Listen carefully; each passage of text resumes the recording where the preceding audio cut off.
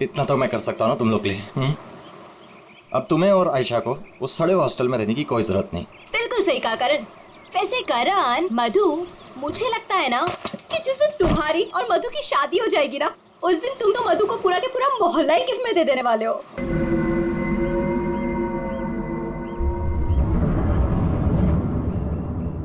लगता है सामने वाले घर में कोई रहता है।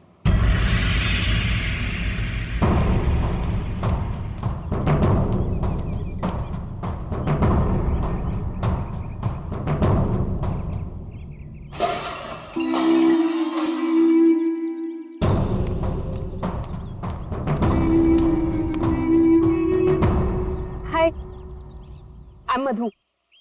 ये आयशा, हम आपके पड़ोसी हैं। हाय। और आप? मैं सामने के घर में रहता हूँ अपनी माँ के साथ। मेरा नाम विनय है और वो खाना अच्छा बनाती है। अब वो कौन? मेरी माँ खाना अच्छा बनाती है। तुम कौन हो? मैं करण हूँ, मधु का बॉयफ्रेंड। बॉयफ्रेंड गर्लफ्रेंड गलत बात है। नहीं, मैंने कहा है बॉयफ्रेंड गर्लफ्रेंड, गलत बात है। विनय,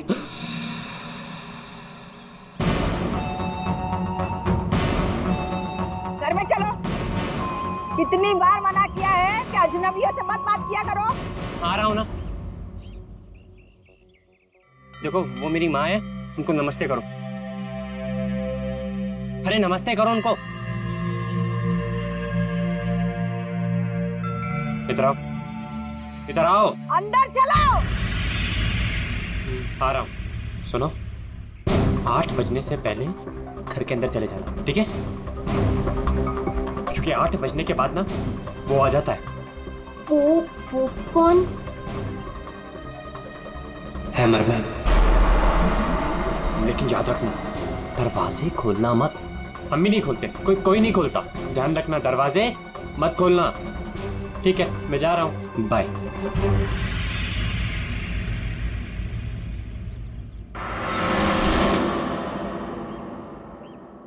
दिमाग खराब है इसका यार। इसकी माँ से बांध कर क्यों नहीं रखती है? क्योंकि उसकी माँ भी तो उसकी तरह अजीब ही है एक्चुअली। चलो सामान रखते हैं। यू आर ऑलराइट ना? या, I am fine.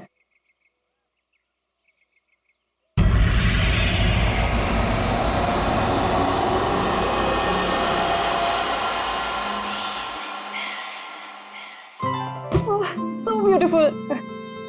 Thanks Karan. You really love me. अच्छा गाइस, सुनो ना, हम ना यहाँ पर एक कल गेट टुगेदर पार्टी करते हैं। What say? हाँ, कुछ भी करो यार, ये घर तुम्हारा ही है। और ये रही घर की चाबियां। एक सेकंड, एक चाबी मैं रख लेता हूँ, क्या पता कब जरूरत पड़ जाए। आयशा, एक चाबी तुम भी रख लो। ये लो। थैंक्स। ओह नो, क्या हुआ? 6:40 हो गए। मुझे सर्विस सेंटर जाना था अपनी कार लेने, और उसके बाद फिर माँ को भी मिलने जाना है। कर। एक मिनट रुको। मुझे रास्ते में अपनी कजिन क्या ड्रॉप कर दोगे? वो प्रोजेक्ट कंप्लीट करना है मुझे। अरे तुम मेरे साथ चलोगी तो मधु का ख्याल कौन रखेगा? करण, मैं अपने घर में हूँ, जंगल में नहीं हूँ। तुम आयशा को लेकर जाओ, don't worry, I will be fine. Are you sure? Yes. Thanks Madhu. लेकिन मधु, अंदर से दरवाजा बहुत अच्छे से बंद कर लेना। ओके, ठीक है, चलो बाय।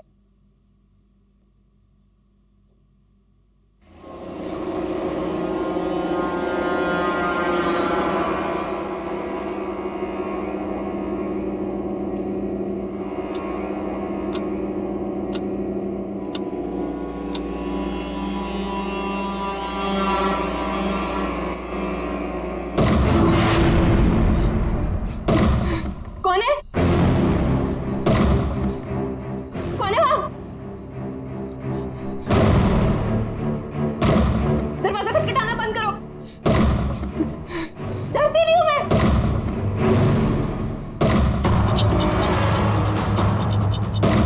क्या करूँ? करण को फोन कर।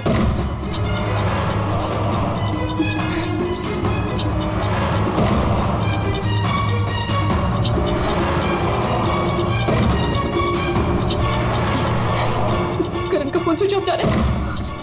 आयशा को फोन कर।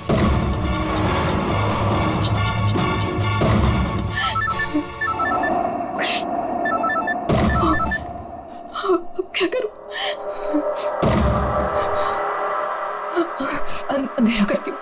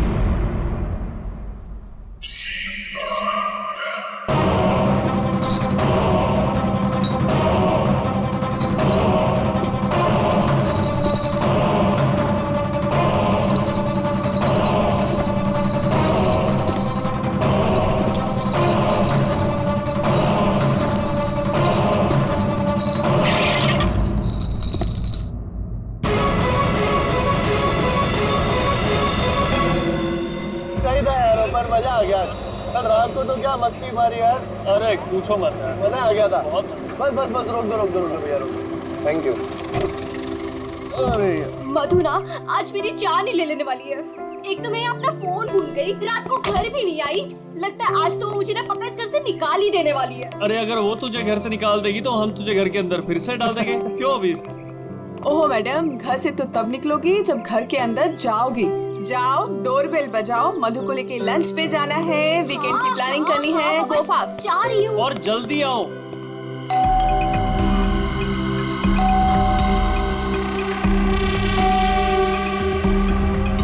लगता है ना मैडम अभी तक सो रही है, दरवाजा ही नहीं खोल रही है। आयशा, तेरे पास इस घर की एक्स्ट्रा चाबी है ना?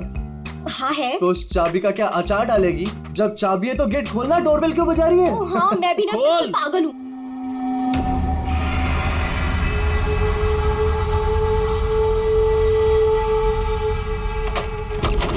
मधु, अरे मधु, कब तक सोएगी? उठ, मधु, मधु, मधु, अरे उधर देखो यार।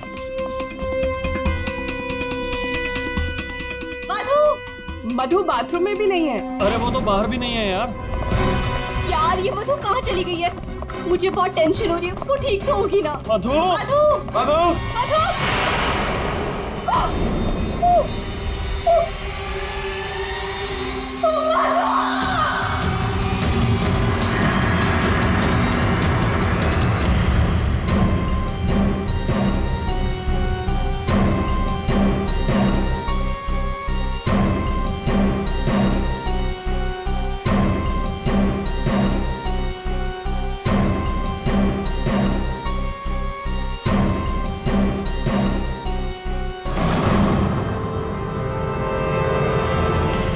Abhijit,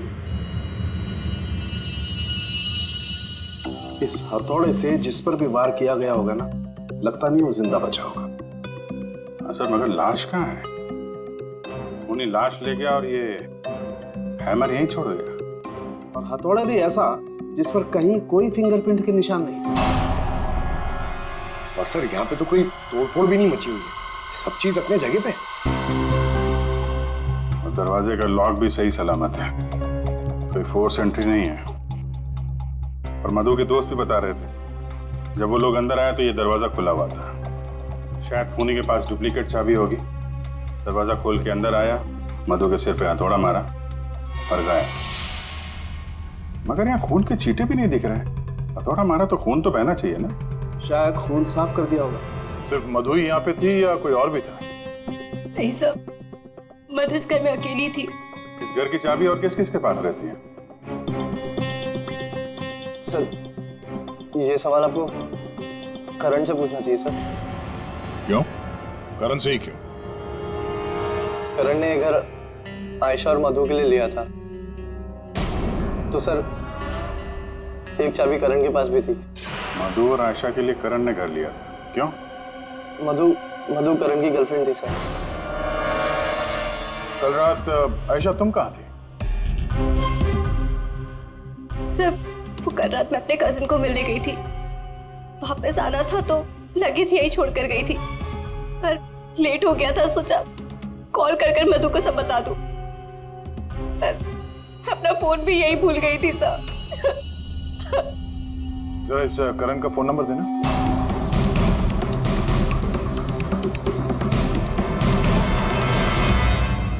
sir of. वो मेरे पास उसकी मम्मी का नंबर है। कल करण जब मुझे कजिन के यहाँ छोड़ने गया था तो कह रहा था कि वो घर जा रहा है मम्मी के पास।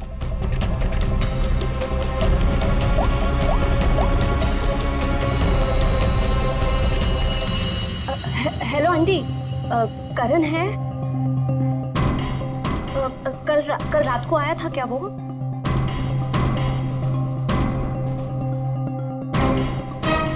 नहीं आंटी, कुछ नहीं, हो सकता है मधु के यहाँ गया हो। मैं आपको बाद में कॉल करती हूँ। तो करण कल रात अपने घर भी नहीं पहुंचा और यहाँ भी नहीं आया। सर, मुझे आपको एक बात बतानी थी। वो हमारे नेबर्स जो है ना, उन्होंने कहा था कि यहाँ पर एक हैमरमैन आता है रात को। तो कहीं उसने तो कुछ नहीं कर दिया? हैमरमैन? किसने बताया तुम्हें ये? कौन है ये? विनय बेटा, कोई आ रहा है? हाँ माँ, कोई याद तो रहा है।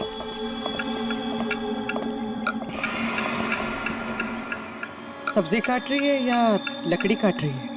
काट वहाँ रही है, आवाज यहाँ तक आ रही है। रमोला जी, आपने कल इनसे हैमरमैन के बारे में कुछ बोला था क्या? आप ऑफिसर है, उस घर में कुछ हुआ है क्या? जी हम लोग सीआईडी से। उस घर में क्या हुआ ये बाद में बताएंगे। पहले आप लोग ये बताइए, हैमरमैन कौन है? क्या बता रखा है इन लोगों को आपने? नहीं, है वो सच में। रोज शाम को आता है और हैमर से दरवाजे और खिड़कियों पे ठोकता है। आप देखिए ना, वो उधर निशान बने। कल भी आया था रात को 8:30 बजे। सामने के घर में ठोक रहा था। इसीलिए मैंने पूछा कि उस घर में कुछ हुआ है क्या? आपने हैमरमैन को देखा है? देखा है। आपने हैमरमैन का चेहरा देखा? हाँ देखा है। कैसे दिखता है वो मास्क पहनता है। अच्छा, कल रात भी कुछ हुआ था? कुछ देखा है, सुना है आप लोगों ने? हाँ देखा था।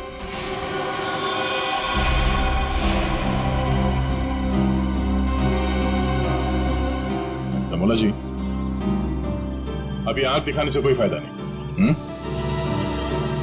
बोलो, क्या देखा था तुमने? कल रात 8:30 बजे मैंने खिड़की से देखा कि बस फिर मैंने नहीं देखा। माँ ने खिड़की बंद कर दी। एक आदमी और एक औरत। वो आदमी तो करण हो सकता है। और सर वो औरत? करण की कोई साथी? दोनों अंदर गए, मधु का खून किया और लाश लेके पीछे के रास्ते से निकल गए। एक बार पीछे की तरफ देख लेते हैं। आप लोग यहीं पे रुकिए। पूर्वी, इनसे हैमरमैन का स्केच बनवाओ। पीछे के दरवाजे से वही घुसेगा जिसे अपने पड़ोसियों की नजरों से बचना होगा। तो नहीं होगा जो मधु को लेकर निकल गया।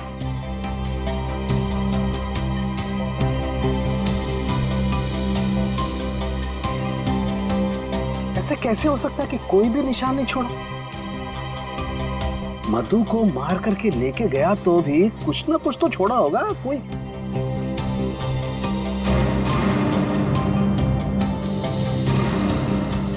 एक मिनट, ठीक है।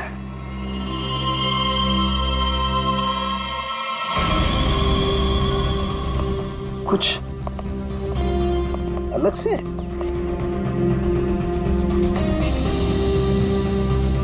नहीं, मिट्टी यहाँ पे।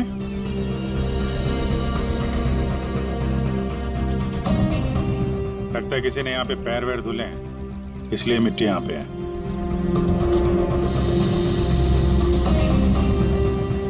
अभिजीत, ये मिट्टी में जो है ये बहुत खास है। ये देखो, इस मिट्टी में एल्गी है। शैवाल? शैवाल एक तरीके की काई होती है, और ये काई यहाँ की मिट्टी में नहीं हो सकती। ये तो ऐसी मिट्टी में होगी जो पानी वाली जगह होगी, कोई तालाब, कोई झील, कुछ ऐसा। झील, तालाब? ये तालाब है जो मधु के घर से सबसे नजदीक है।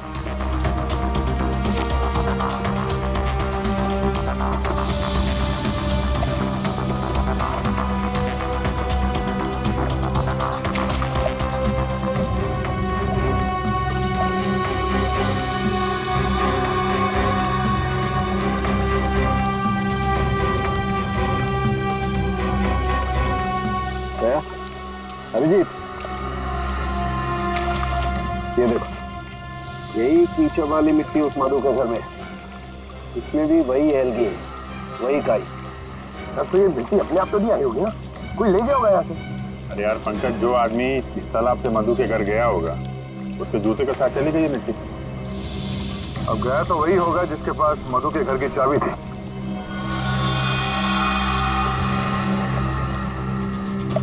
पर कौन गया होगा? अब चाहे वो हैमरमैन हो या फिर कोई और। हैमरमैन? ये हैमरमैन ने किया है क्या? काम तो उसी का ही लग रहा है। हाँ।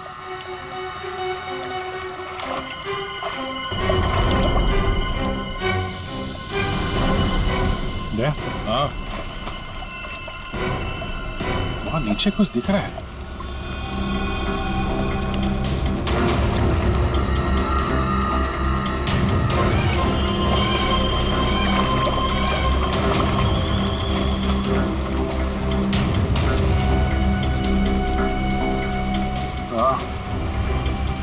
कुछ है तो सही वहां पर।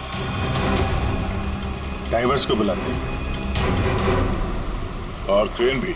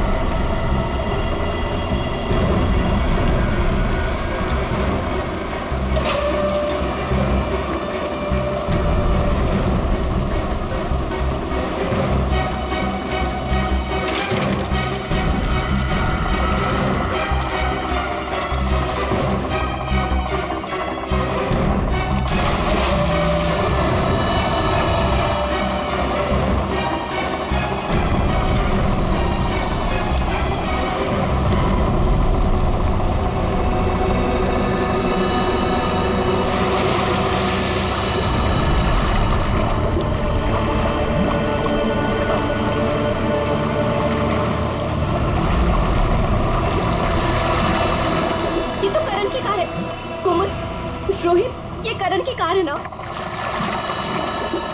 कोमल, रोहित, ये करण की कार है ना? पर करण अपनी कार इस तालाब में क्यों फेंकेगा? हो सकता है हैमरमैन लेकर आया हो। करण की कार का नंबर और इस कार का नंबर दोनों सेम है।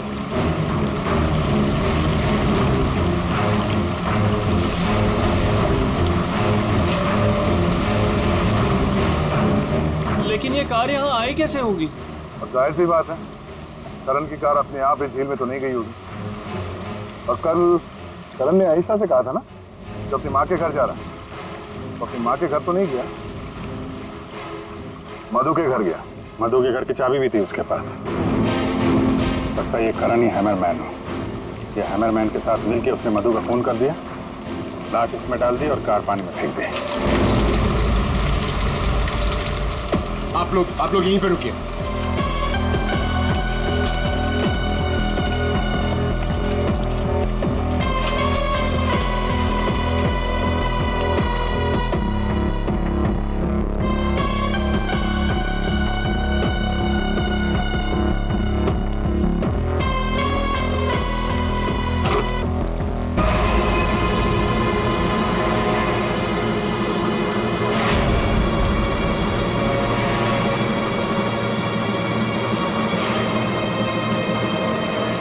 ये तो करण है।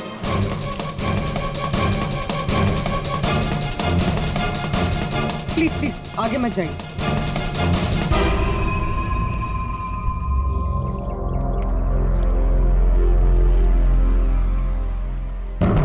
खोपड़ी बुरी तरह से टूट गई है, किसी भारी चीज से वार किया है।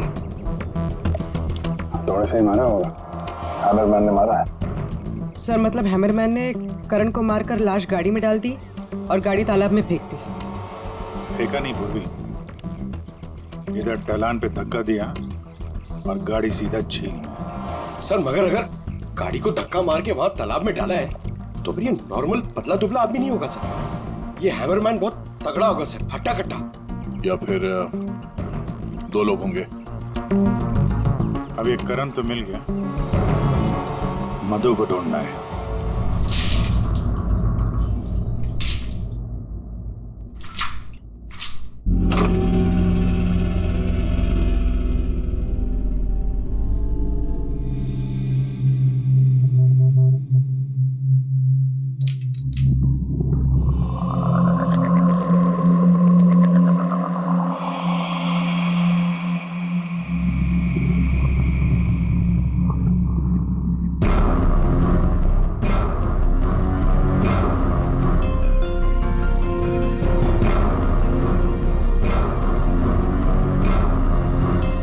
कपड़े का टुकड़ा,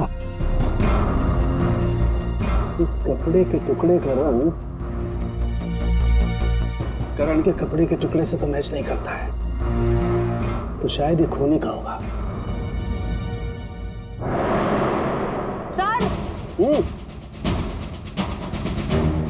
क्या बता रही? सर इस कपड़े के टुकड़े के अलावा और भी ऐसा कुछ है जो हमें बहुत कुछ बता सकता है। अंगूठी डायमंड की है, लगता है कार चलाते समय गियर बदलते तो गिर गई होगी। तो ये लड़की कार चला रही होगी तो तारिका कार चलाने वाला इस मेरे को भी जरूर एडजस्ट तो करता ही होगा ना, क्या बोलती? सही बात। तो फिर ये मिरर भी कुछ ना कुछ कहानी जरूर बताएगा।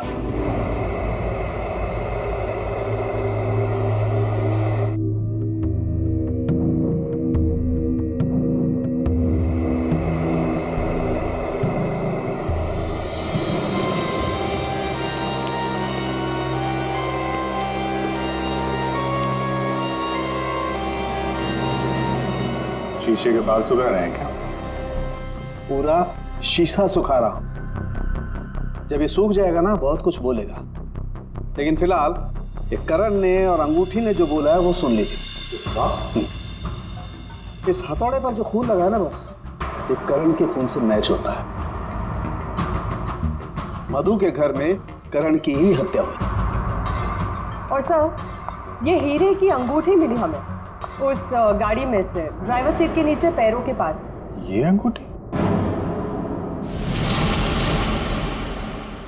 ये तो मधु की है।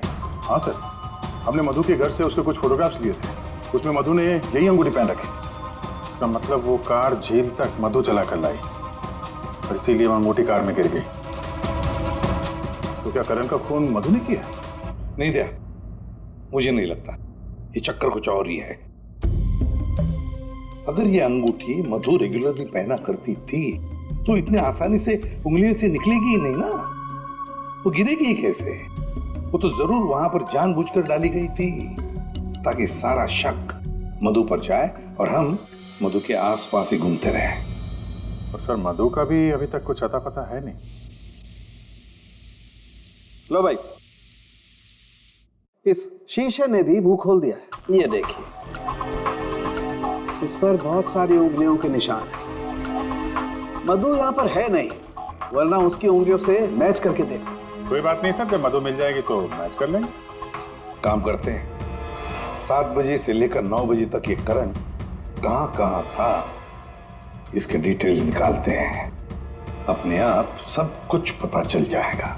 तो करण का सेलफोन डेटा जो हमें मिला उससे ये पता चलता है कि करण और आयशा 6:44 पर मधु के घर से निकले थे और उसके बाद 7:15 पर करण ने आयशा को ए ब्लॉक पालिन चौक ब्लू पार्क पे ड्रॉप किया था और वहां से करण को जाना था अपनी माँ के घर बराली, लेकिन वहां ना जाकर ये वापस मुड़ता है और मधु के घर की तरफ आता है और उसी रास्ते में 5 किलोमीटर तक जाने के बाद सर करीब 7:30 बजे जेसी मार्केट फुलवाड़ी में वो रुकता है और यहाँ पे एक और नंबर आके उससे मिलता है सर, और ये नंबर करण के साथ करीबन 10 मिनट तक रहता है और उसके बाद वो नंबर गायब हो जाता है और वहां से करण मधु के घर पहुंचता है 8 बजे और 8:40 पर उसका फोन बंद हो जाता है।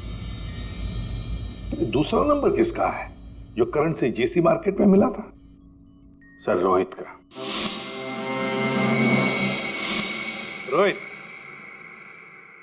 तुम करण का खून होने से पहले उससे मिले थे पूरे 10 मिनट के लिए, क्यों? सर मैं अपने दोस्त की मौत से बहुत ज्यादा डरा हुआ था सर, और मुझे समझ में ही नहीं आ रहा था कि मैं कैसे रिएक्ट करूं, क्या बोलूं। वो तो अचानक से उस दिन मैं उसे जेसी मार्केट में मिला, मैंने सडनली उसे वहां देखा। अरे करण! हे रोहित, कैसा है यार? कैसा है मेरा भाई? अरे तू यहाँ इस खिलौने की दुकान में क्या कर रहा है यार? तुझे यहाँ क्या जरूरत पड़ गई आने की? अरे बस ऐसे यार किसी के लिए सरप्राइज ले रहा था और उसे सरप्राइज ही रहने दे। अच्छा सरप्राइज? चल यार मुझे थोड़ी जल्दी है, कल मधु के इधर तू आ रहा है ना पार्टी में? हाँ कल आ रहा हूँ ना, लेकिन तू जा कहाँ रहा है? बस यार थोड़ा जल्दी में हूँ। अरे मैं तुझे छोड़ देता हूँ, चल। मेरी कार पार्क है यहाँ, तू कल मिल मुझे। अच्छा चल, सी यू, बाय। और मेरे लिए तो ये सरप्राइज की बात थी सर, क्योंकि मैं उससे 2 महीने बाद मिल रहा था। ठीक है, तुम जा सकते हो, लेकिन जब तक इस केस की तहकीकात पूरी नहीं होती तुम ये शहर छोड़कर कहीं नहीं जाओगे। जाओ।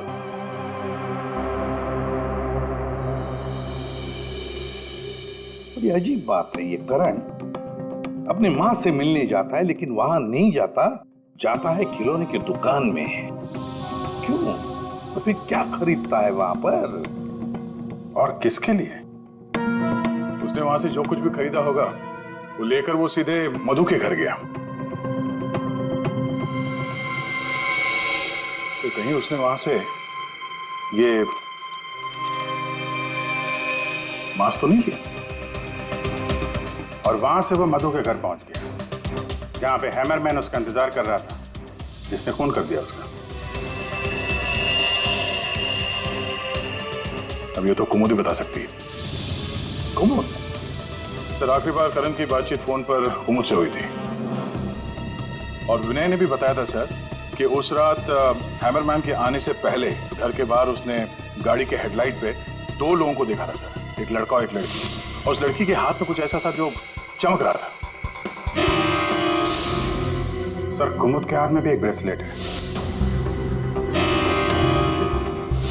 वही चमक रहा होगा। ये कुमुद और करण होंगे घर के बाहर।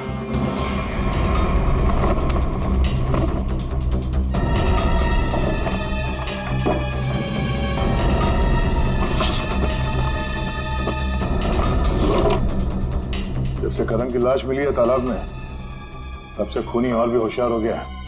सर लगता है ये टीम बहुत छोटी है सर, कुमुद, मधु और ये हैमरमैन।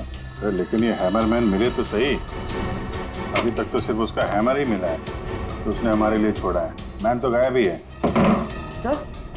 सर ये कुमुद तो भागने की तैयारी से घर से निकली, सारे कपड़े लेकर भागी और उसका मोबाइल भी स्विच ऑफ आ रहा है। अरे ये कहां से आ गए यहाँ पे? कौन कहां से आ गया? ये देखो, इसका मतलब है ये कुमुद रमोला और विनय को पहले से जानती थी। एनवेलप पे डेट पिछले महीने की है और ये कुमुद बोल रही थी कि ये रमोला और विनय को पहले कभी मिली ही नहीं। तो कहीं ये माँ बेटे रमोला और विनय इस पूरे साजिश में शामिल तो नहीं? मिलते हैं माँ बेटे से।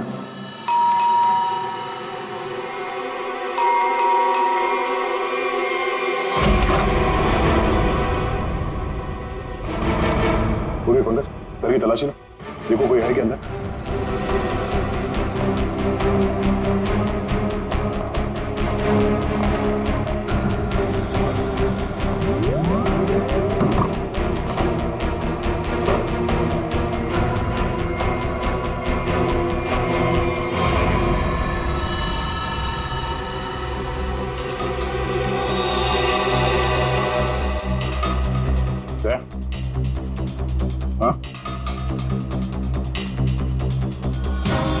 ये दीवार देखो यार,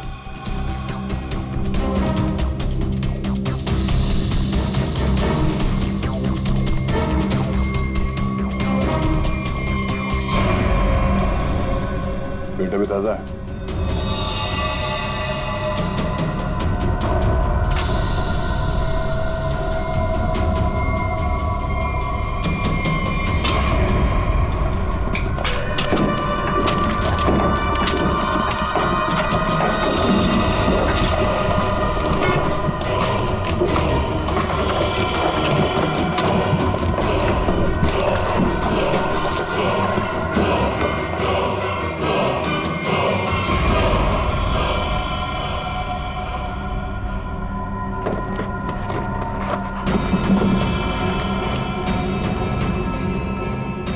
ये तो मधु है, मार के गाड़ दिया दीवार के अंदर, इसीलिए हमें ये कहीं मिल नहीं रही थी।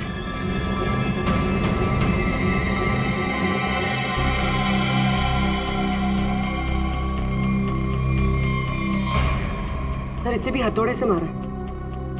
इसके सर पे भी वैसी ही चोट है जैसे करण के सर पे थी।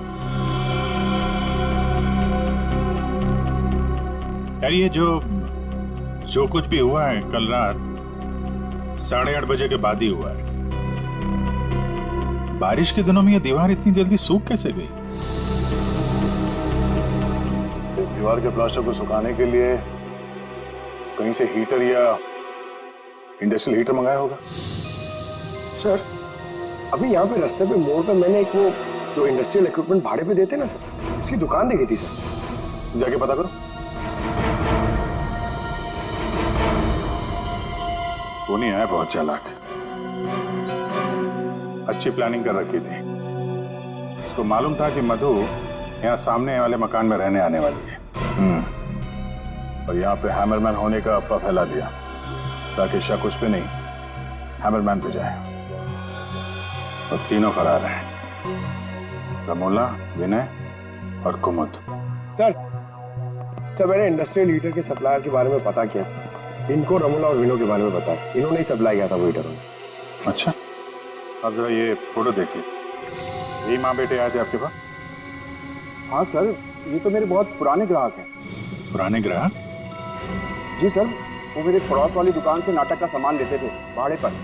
और सर ये कोई किराएदार नहीं है, ना ही माँ बेटे, एक नंबर के फ्रॉड हैं, फ्रॉड। अपने आप को एक्टर बताते हैं सर। आपको पता है ये दोनों कहाँ रहते हैं?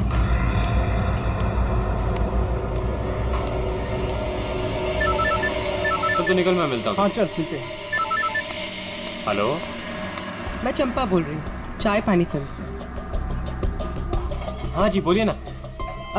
आपकी एक्टिंग के इतने चर्चे सुने और आपका नंबर मुझे इतनी मुश्किल से मिला है। बस हमने डिसाइड कर लिया है, हम आपको अपनी अगली फिल्म में लॉन्च करेंगे। लॉन्च करेंगे मुझे? मतलब आखिर आपने मेरा टैलेंट पहचान ही लिया। हाँ, अब 1-2 दिन में शूटिंग शुरू हो जाएगी। बस एक प्रॉब्लम है, आपकी बड़ी बहन के कैरेक्टर के लिए कोई अच्छी एक्ट्रेस मिल नहीं रही। बस वो कंफर्म हो जाए तो हम शूटिंग शुरू कर देंगे। अच्छा बड़ी, अरे है ना, बड़ी बहन है। मैं आपकी प्रॉब्लम सॉल्व करता हूँ। अरे वाह, आपने तो मेरी टेंशन ही खत्म कर दी। आप अपनी गली के बाहर आ जाइए, मैं गली नंबर 7 पे खड़ी हूँ।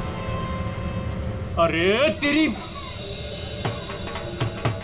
अरे मौसी बाहर निकलो।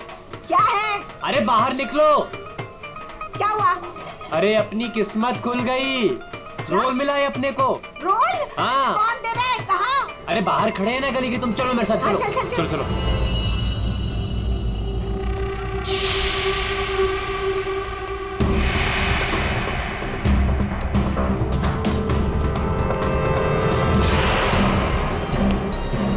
CID? हाँ CID। कहाँ जा रहा है? अच्छे मुजरिम का किरदार तो तुम लोगों ने निभा दिया, अब जरा एक अच्छे गवाह का किरदार भी निभाओ। अब ये बताओ कि कुमुद कहाँ है?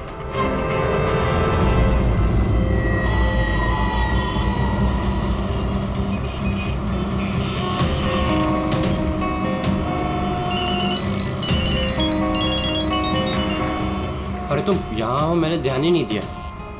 तुमने क्यों कॉल किया मुझे? सब जानते हो फिर भी? अब मैं क्या करता? सीआईडी बुलाएगी तो क्या आना ही पड़ेगा। सीआईडी? तुमने मुझे सीआईडी के कहने पे यहाँ बुलाया? मैडम आप बहुत स्मार्ट हैं, लेकिन हम आपसे ज्यादा स्मार्ट हैं। सर आप मेरी बात सुनिए। बात सुनेंगे आपकी, लेकिन बेरो चल के सुनो। चलिए। कहाँ भाग रही मैडम? पैदल ही जाएगी क्या सीआईडी ब्यूरो तक? गाड़ी लाए हम तुम्हारे। चल। और कितना इंतजार करना पड़ेगा? आखिर कोई बताता क्यों नहीं कि हुआ क्या है? जरूर बताएंगे आयशा जी, जरूर बताएंगे। लेकिन इससे पहले कि हम बताएं, तुम हमें बताओ कि हुआ क्या था। मैं? मतलब ये कि आप और मधु एक नए घर में शिफ्ट होती है, जहां पहले से ही कुछ गड़बड़ चल रही होती है। ऐसे में आप मधु को उस घर में छोड़कर अपने किसी कजिन के घर चली जाती हैं, और तो और अपना मोबाइल फोन भी वहां रख के जाती है, ताकि मधु तुमसे तो मदद न मांगे। अजीब है ना? सर, मधु मेरी बहन जैसी थी। उसके साथ कुछ गलत करने के बारे में मैं सोच भी नहीं सकती हूँ। अच्छा, बहन जैसी थी? बहन तो नहीं थी ना? हाँ? अभी इस पूरे इन्वेस्टिगेशन में किसी ने तुम पर एक बार भी शक नहीं किया, क्यों? जो भी पूछा उसके बारे में तुम्हें कुछ पता ही नहीं। और जब मधु का खून हुआ उससे ठीक पहले तुम्हारा मोबाइल फोन स्विच ऑफ। कोई तुम पर शक क्यों करेगा? सर आप मुझ पर गलत इल्जाम लगा रहे हैं सर। मैं तो आयशा और मधु से सिर्फ 4 दिन पहले मिला था। मैं ऐसा क्यों करूंगा सर? और सर मेरा फोन पानी में गिर गया था, इसके लिए वो स्विच ऑफ है। हाँ, पानी में गिर गया था, उसी झील के पानी में जहां से करण की डेड बॉडी मिली थी। सर ये सारा प्लान तो विनय और अमोला ने सेट किया था। पैसों की लालच में ये दोनों इतना गिर गए कि इन्होंने अपने हाथ खून से रंग दिए, मधु को दीवार में चुनवा दिया। और सर अभी भी यही आलाप राग रहे हैं कि हमने कुछ नहीं किया। सच में हमने कुछ नहीं किया है। ये लो, फिर वही राग। फंस गए थे हम। आपको हाँ कहते तो भी फंसते, और ना कहते तो भी फंसते। एक्टिंग करने हमें नहीं मालूम था इतना कुछ हो जाएगा। तो आप लोगों के हिसाब से मधु और करण का खून हम लोगों ने किया है? उन दोनों का खून तुम लोगों ने नहीं किया है, उन दोनों का खून किया है हैमरमैन ने। और वो हैमर हमारे पास है।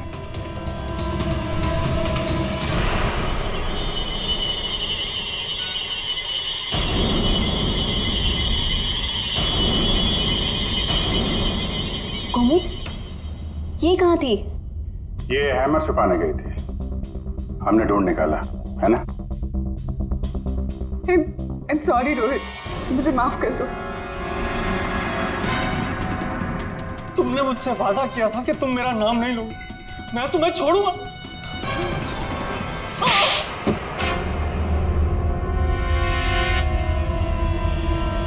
हाँ मैं हूँ वहां मेरे। क्यों मारा तुमने उन दोनों को? वो दोनों तो तुम्हारे दोस्त थे ना? कोई दोस्त नहीं, कोई प्यार नहीं, वो दोनों धोखेबाज थे। मधु 5 साल से मेरी गर्लफ्रेंड थी, और 5 मिनट में उसने मुझे लात मार दी उस करण के लिए। जानते हैं क्यों? क्योंकि उसके पास पैसा था, और उसी समय मैंने डिसाइड किया कि मैं उससे बदला लूंगा, उन दोनों से। तुमने इसका साथ क्यों दिया? मैं रोहित से बहुत प्यार करती हूँ, मुझे उसका साथ देना पड़ा। तैयारी तो तगड़ी कर रखी थी तुमने। 3 महीने से प्लान कर रहा था मैं उन दोनों को एक दर्दनाक मौत मारने की। बस इंतजार कर रहा था। 3 महीने का इंतजार? किस चीज के लिए? सही वक्त का इंतजार। और वो सही वक्त तब आया जब मुझे करण ने मधु के लिए घर ढूंढने के लिए कहा, और उसे मैंने ये वाला घर दिला दिया, और उसके बगल वाला घर मैंने कुमुद के नाम से रेंट पर ले लिया, और वहां इन दोनों घोचुओं को रखा, इन बेवकूफों को। और हैमरमैन बनने का प्लान बनाया। बन गए हैमरमैन, ताकि तुम पर कोई शक न करे। हाँ, मानना तो मैं करण को भी चाहता था, लेकिन उस रात नहीं। उस रात मैं सिर्फ मधु को मारने आया था। मैं हैमरमैन बनकर मधु के घर में घुस गया।